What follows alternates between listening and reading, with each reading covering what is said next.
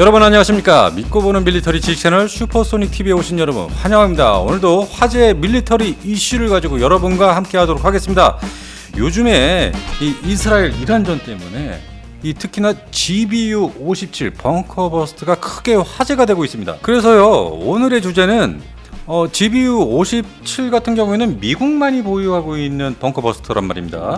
그랬을 경우 대한민국이 실제로 보유하고 있는 벙커버스터는 무엇인가?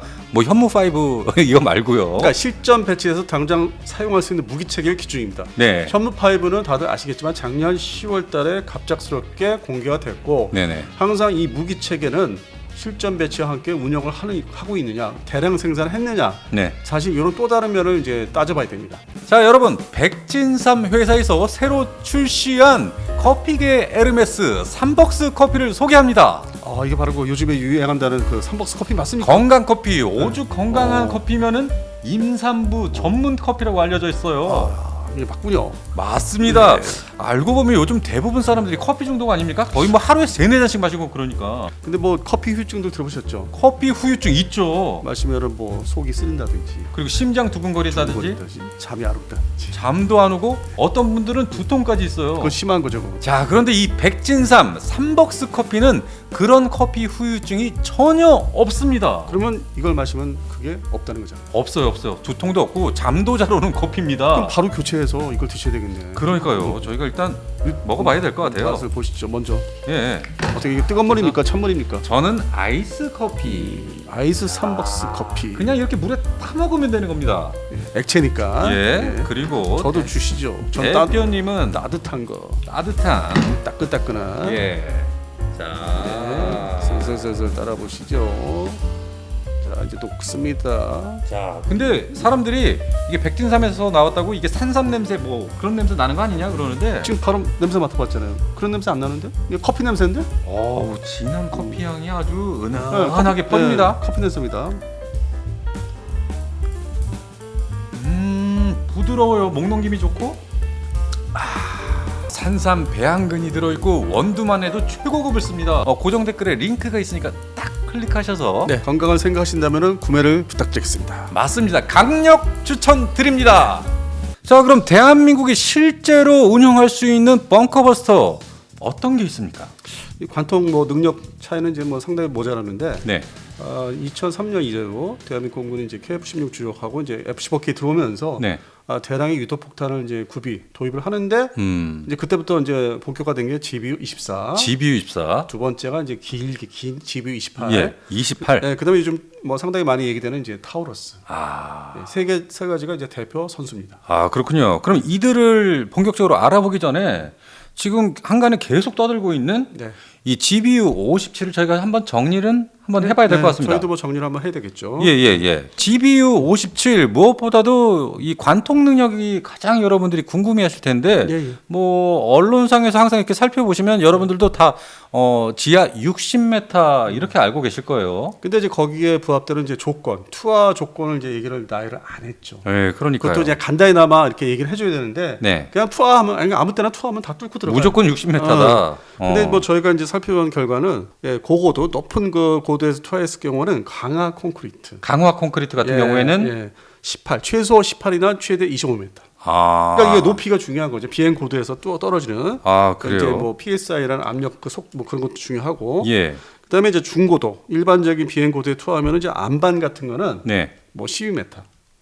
12m? 예. 어. 그러니까 이제 지금 방송가에서 얘기하는 거는 그냥 뭐 조건 부여를 이제 안 하고 네네. 그냥 퉁쳐가지고 최대 뭐 60m가 나왔다 하더라. 예. 저희가 말씀드린 거는 그게 아니다. 틀렸다는 아니고 예. 어떤 비행 고도 여러 가지 조건, 작전 고도나 비행을 날아갈 때 그런 이제 각도 이런 걸 따져봤을 때 이제 그렇다는 얘기죠. 근데 예. 미국이 시험을 했던 거. 공표된 거는 네. 이제 2007년도에 B2A에서 이제 시험 투하를 했고, 네네. 그 다음에 이제 2009년도에 B52H 폭격기에서 또 투하를 했어요. B52H요? 예, 그거는 뭐 이제 뭐 다 일반화돼 있는 거고 검색해보면 나옵니다. 아니 이건 역시 뭐 GB57은 B2에서만 사용할 수 있다 이렇게 얘기를 하는데 B52H가 사용을 했었군요. 네, 그래서 지금 말씀대로 이제 연도로 말씀드렸습니다. 최초는 2007년이고 그 다음에 2009년이다. 그러면은 지금도 이 B52에 사용을 할 수 있을 텐데 왜 B2에만 닿느냐? 혹시 상대적인 방공망의 능력에 따라서죠. B2는 스텔스이기 네, 때문에. 그리고 현재 참고로 말씀드리면 B2A가 21대 생산됐다고 하는데 2대가 사고로 손실됐고 네네. 실제 운영 가동되고 지금 디에고 가라시아라든지 네. 인도양에 아니면 이제 저쪽에 뭐 영국의 페어포드 기지라든지 예. 배치될 때는 이제 운영이 된 가능한 게 16대입니다. 16대. 예, 근데 그 중에서 뭐 거의 뭐 6대 이상을 뭐 이제 실전 그쪽에 배치를 했다. 정확히는 7대가 디에고 가르시아에 배치가 됐다고 합니다. 그럼 나머지는 이제 어떤 대러시아, 대중국의 네. 어떤 핵전쟁 대비해서 이제 따로 이제 비상대기를 하는 정도로. 그렇군요. 예, 그래서 이게 사실상 이란 사태에 어떤 미국에 대응하는 게 모든 그 스텔스 폭격 전략 사실상 그 재래식 폭격이죠. 전부 다 동원을 했다고 봐야 되죠. 지금 말씀하신 것들 중에 제가 약간 놀라웠던 게 이 B-52H에서도 이 GB-57을 사용했다. 이 점입니다. 테스트 예. 투하한 거는 그냥 공개돼 있어 사진 이렇게 찾아보시면 금방 나와요. 다만 스텔스기가 아니기 때문에 B-52는 완전히 맨날 비행기잖아요. 그러니까 B2A에만 지금 전격적으로 사용을 하고 있다. 네, 완전히 뭐 강화된 방공망을 들어가려면은 예. B2밖에 없죠. 이게 팩트네요. 네, 예. 좋습니다. 그러면은 이 정도 알아봤으면 됐죠. 근데 이제 이게 저 주변에서 이제 저희들 매니아들이 많고 이제 또 이런 관계자분들이 네. 저하고 대화를 하다 보면은 네. 야, GB-50 말고 뭐 하나 더 있던데 막 이래요. 하나 더 있는데 GB-57 말고 뭐 있지 않냐? 뭐 하나 더 있는데 예, 예. 얘네가 뭐 좀 형제 관계가 뭐 있지 않아. 그래서 예. 가만히 생각해 보니까 이 GB-57은 영어 그 대문자로 MOP. MOP. 모. 매매. 근데 또 모압이라는 게 있습니다. 모압. 모압. 예. 예. 2003년도에 등장했는데 네. GBU-43이라는 GBU-43. 예, 요거는 이제 그 전신이라 할 수 있죠. 그래서 이게 중량은 이제 9.8톤짜리. 9.8톤. 예, 탄두는 이제 8.5톤 된다고 해요. 예. 탄두 자체가 뭐 이거 다 전체가 뭐 폭탄인 거죠. 예. 그리고 이제 이게 실전 사용은 2017년도 이제 아프가니스탄 그 한참 이제 작전을 할 때 네. 그 아프가니스탄이 이제 사락지대에 뭐 큰 거대한 동굴도 있지 않습니까? 네네네. 거기에 이제 은신하고 있는 이제 IS.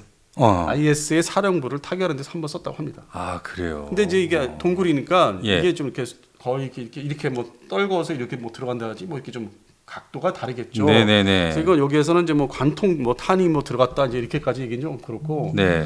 그래서 이 전시는 이제 MOAB, GB-43이 있었고, 네. 그다음에 이제 GB-57이 그다음에 이제 순서대로 연도별로 이제 좀 더 강력하고 뚫고 들어가는 거. 그러니까요. 이 GBU-43과 GBU-57 무게만 해도 중량이 이제 9.8톤이고 9.8톤. 그런데 GBU-57은 13.6톤입니다. 그러니까 이제 발전된 그 번호도 그렇고 네. 이거 순서대로 시간도 그렇고 이제 개량 발전된 거죠. 이게 뚫고 들어가는 걸로. 음. 이제 아무래도 이거는 그 시점이 7년, 2009년 이거는 시점이 이제 북한의 이제 핵 개발을 이제 염두에 두고 네. 개발을 이제 했다고 따로 이제 개발했다고 봐야 되겠죠. 그래요. 기존에 이제 GBU-43은 이제 대테러전, 그 아프가니스탄전 이제 그런 작전에 이제 주로 쓴다면은 네. 이제 용도가 네. 요거는 이제 북한을 이제 생각해서 개발했다고 봐야 되겠습니다. 북한 핵시설 파괴를 위해서 GBU-57도 그 목적은 같죠? 네.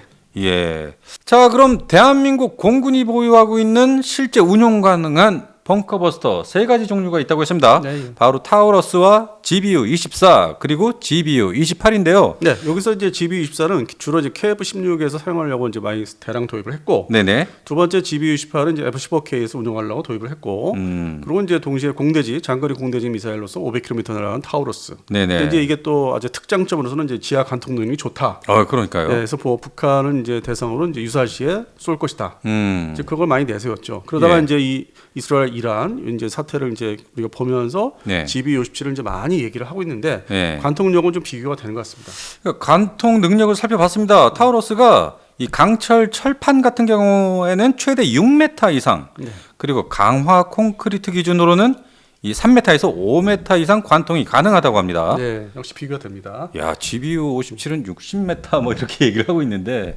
그리고 네. 이제 반대로 이제 내려가서 숫자상으로 GBU-28 우리가 이제 F-15K 주력이라 할 수 있는 28이요? 예. 24부터 얘기하면 안 됩니까? 이게 이 특징이 연관이 있습니다. 연관이 있기 때문에. GBU-57하고 예. 이 GBU-28을 이제 미국이 이제 미공군이 이제 이걸 보면서 예. 그 모압을 이제 개발을 이제 몹이죠, 몹. 네. 몹을 이제 개발을 했는데 이 GBU-28은 이제 이게 이거의 6배 위력을 가진 게 이제 GBU-57이다. GBU-28의 6배의 능력을 가진 게 57이다. 네. 그러니까 완전히 이제 발전이 그렇게 되는 거죠. 왜냐하면 GBU-24나 28이 다 이제 2000년대 초반에 다 등장을 연달아 합니다. 네네. 이라크전이라든지 그래서 우리가 그 당시에 이제 언론을 이제 살펴보시면은 20년 전에 24, 28이 많이 회자가 되고 또 특히 GBU-28이 네네. 뭐 지하 벙커를 뚫고 들어간다. 그래서 이 GBU-28 같은 경우는 미 공군이 걸프전 당시 1991년입니다. 네. 그 당시에 이라크 지하 벙커 파괴용으로 긴급 개발한 초대형 벙커버스터 폭탄인데요. 그 당시에는 초대형이었습니다. 네. 예. 그래서 이것이 강력한 관통 능력으로 아주 유명세를 떨쳤어요. 그다음에 이제 최신의 폭탄에 갈 수 있는 GBU-57까지 이어지는 거죠. 예, 그렇게 이어졌죠. 예, 예. 자, 그러면 GBU-28부터 지금 말씀을 드렸으니까 28의 관통 능력을 한번 살펴봐야 될 것 같습니다. 예, 예. GBU-28 같은 경우에는 4,400파운드, 그러니까 약 2,000kg, 2톤의 무게를 가지고 있습니다. 네. 그리고 관통 능력은 강화 콘크리트 기준 최대 6m 이상 관통 능력이 있고요. 지하 안방 같은 경우에는 최대 30m 가까이 관통이 가능하다고 합니다. 아, 최대. 예, 최대. 네. 그런데 이 두 관통 능력이 이게 다 조건에 따라서 또 달라질 수 있다. 그렇죠. 예. 전술과 이제 뭐 운영 고도, 뭐 각도라든지 여러 가지가 다 조건이 좀 맞아야 되죠. 그래서 걸프전 때 바그다드 지하 벙커 타격을 성공한 사례가 있고요. 네. 미 공군은 약 3m 콘크리트를 뚫고도 이 내부를 분명하게 파괴할 수 있다고 평가를 합니다. 그거는 이제 뭐 신관 조절 뭐 그런 게 이제 관련돼 있을 거예요. 예, 아무래도 조건에 따라서. 예, 예. 자, 이렇게 되면 또 GBU-24를 또 알아봐야겠죠, 이 다음. GBU-14는 많이 이제 보편화됐죠. 예. 대한민국 공군에서도 지금 많이 좀 숫자를 많이 보유하고 있는 이제 유도 폭탄이고. 네. 그래서 아무래도 뭐 28에 비교해서는 좀 성능이 좀 떨어지죠. 그런 면에서. 그렇죠. 탄두의 크기나 이제 돌파력이. 예. 예. 그래서 이 관통 능력을 한번 살펴봤습니다. GBU-24 같은 경우에는 보통 콘크리트 기준은 약 2m 관통이 가능하고요. 강화 콘크리트 기준은 약 3m 이상 관통이 가능하다고 합니다. 예. 역시 그 숫자가 뒤로 가면 갈수록 좀 이렇게 성능이 떨어지네요. 그러니까 숫자가 낮아질수록 네, 성능이 떨어집니다. 예, 역시 그러네요. 그리고 저희가 지금 말씀드리는 거는 어떤 탄도탄 그 계열이 아니라 네네. 항공폭탄 중심입니다. 자, 이렇게 해서 대한민국이 보유하고 있는 벙커 버스터 이것들을 다 살펴봤는데 남은 게 하나 있습니다. 야, 어떤 게 있습니까? 바로 현무 5입니다. 예, 그다음에 이제 현무5를 대표적으로 얘기하고 있고 네. 단거리 이제 탄도탄으로서는 이제 KT SSM도 이제 거론을 하고 있습니다. 네. 관통력을 얘기하고 있죠. 실제 예. 뭐 테스트하는 모습을 많이 보여줬기 때문에 싸거리가 이제 싸거리요. 사거리가 짧은 거, 그다음에 사거리가 긴 것들 이제 두 가지 종류로 나눠지는 거죠. 네. 근데 이 현무 5 같은 경우에는 공식 수치는 아직 공개되지는 않았어요.